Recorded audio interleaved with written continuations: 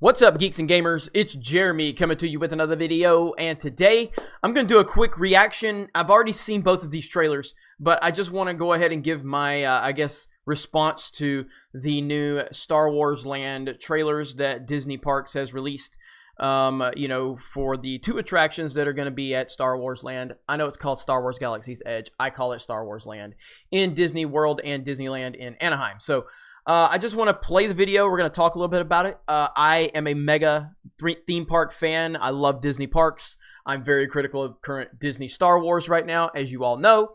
And so I'm going to give my honest reaction. I mean, I want to be really excited for these things. I want these things to be great. And I do have some strong opinions on both. So let's play the Millennium Falcon Smuggler's Run 30-second trailer. So we start out, obviously, inside the Millennium Falcon. I mean, that's cool. How can you not think that's not cool? That's cool. This shot right here is what I love. I'm going to pause it. Not there. Let me see here. That's so beautiful right there. That shot. Like, look at that. That is beautiful. How any Star Wars fan can't get chills when you are looking at this, knowing that you are going to be getting in the Millennium Falcon and you're going to be piloting this thing. I can't help but to just lose my freaking mind at this shot. This shot kind of gives you the scale of how big this thing is going to be. I think it's up to 5 people on a mission, piloting this thing. This looks awesome. This looks amazing. No doubt about it. I mean, that looks cool. I love the logo. This is kind of an old school logo, a kind of a throwback logo, back before Disney took over. With Return of the Jedi, I used to have like Star Wars up in the corner. So that's cool. I'm happy to see that.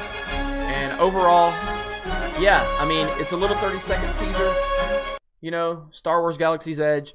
That excites the hell out of me. I don't know exactly what type of technology they're going to put into this. I think I would have to imagine they're going to put some new technology into it. So I don't think it's going to be like Star Tours or anything like that. But we'll see. But I mean, getting inside the Millennium Falcon is amazing. There's no doubt about it. I can't help but to freak out over this.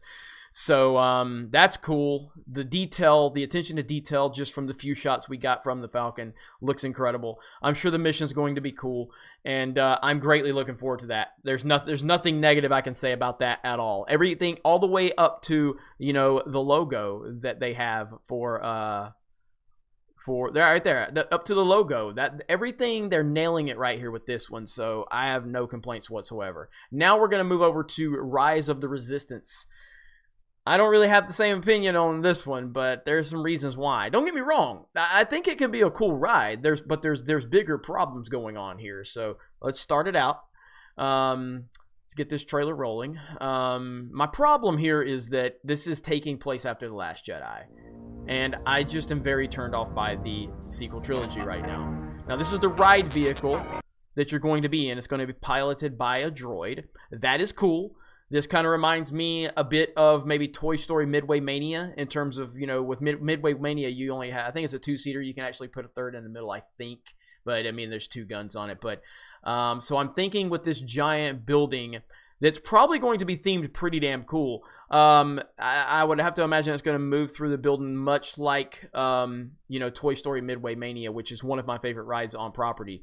So that's cool if that's how they're doing it. I'm not saying they are. I'm just speculating based on what I've seen. But the problem here is the theming. The theming's probably going to be incredible in terms of authentic to what they're trying to recreate. But right now, I have such a bad taste in my mouth with the sequel trilogy. So, I don't know. Let's continue on. So is there 2 vehicles? Maybe you're going to be battling against each other, maybe? I'm not sure, because it kind of showed 2 across from each other. Obviously, we have the stormtroopers here walking. It looks great in terms of, like I said, the theming looks really cool. I don't know if this is CG recreated or if this is actually inside of the ride. So we have the Resistance showing up. I mean, it probably will be cool. it probably will be cool. Like I said, if you've ever been to Walt Disney World or Disneyland and you've ridden Toy Story Midway Mania, you know how incredible that ride is. You know, and I have to imagine that this ride is going to move similar to that. But when you go back and you see the beginning where there's let's see, so you've got this other droid sitting right across. So I don't know, is it just, are they going to be competing against each other for high scores, kind of like Midway Mania or the Buzz Lightyear Space Ranger spin? I don't know. That would probably be really cool if you, so it looks like you're going to have 1, 2, 3, 4, 5, so 6 people maybe. I can't tell if that's 3 or 4. So it's either going to be 6 or 8 per ride vehicle, and maybe there's a collective score in each ride vehicle. I don't know. That's just me speculating. But Rise of the Resistance, I don't love the title, but that's only because I don't really care about the Resistance. I think the Resistance sucks, and I think the First Order sucks. So if this would have been the Rise of the Rebellion, or if this would have been taking place inside the Death Star or something like that, that would have been a huge win for me.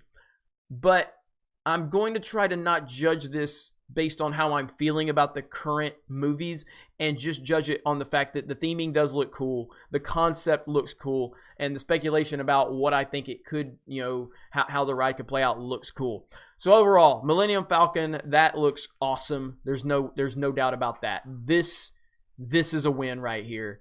There's no doubt about it. This is a win. That is spectacular right there. That is gorgeous. I love everything about that. So I have no issues with that at all. And then Rise of the Resistance. These are the 2 marquee attractions. So I'll have to imagine they're going to bring new technology to both of these. I'm going to have to imagine. So either way, I mean, look, I know there are people that, you know, are not going to be excited for anything Star Wars right now. And I understand that, and I respect that.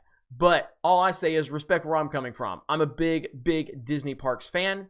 So as a Star Wars fan that is not happy with the current direction of Star Wars, I am still excited to go sit in a Millennium Falcon and pilot it at Walt Disney World and Disneyland. I am excited. I can't help it. That is just, there's nothing I can do about that. So I'm looking forward to it. So let me know what you guys think about this in the comments below. I appreciate you giving me some feedback.